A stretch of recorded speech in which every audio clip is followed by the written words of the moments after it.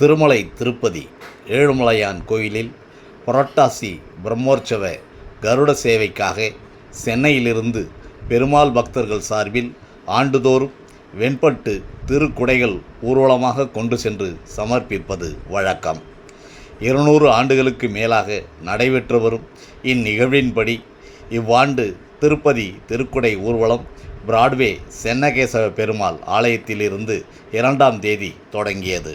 சிறப்பு பூஜைகளுடன் தொடங்கிய திருப்பதி திருக்குடை ஊர்வலம் யானை கவுனியை தாண்டி வால்டாக்ஸ் சாலை வழியாக புரசேவாக்கம் ஓட்டேரி வழியாக இரவு ஐனாவரம் காசி விஸ்வநாதர் கோயில் வந்தடைந்தது.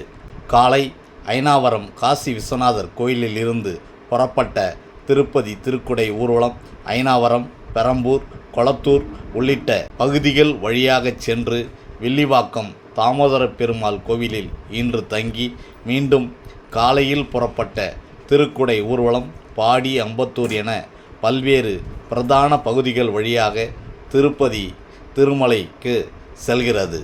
வரும் 7ஆம் தேதி திருப்பதி சென்றடையும் அந்த திருக்குடைகள் அங்கு திருப்பதி ஜீயர் முன்னிலையில் திருப்பதி திருமலை தேவஸ்தான அதிகாரிகளிடம் ஒப்படைக்கப்படும்.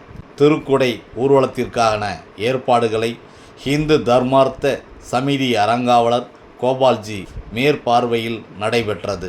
திருப்பதி திருக்குடை ஊர்வலம் சென்ற வழியெங்கும் பக்தர்கள் தேங்காய் உடைத்து அர்ச்சனை செய்தும் திருக்குடைகள் மீது பூக்கள் தூவியும் உற்சாக வரவேற்பு அளித்து வழிபட்டனர்.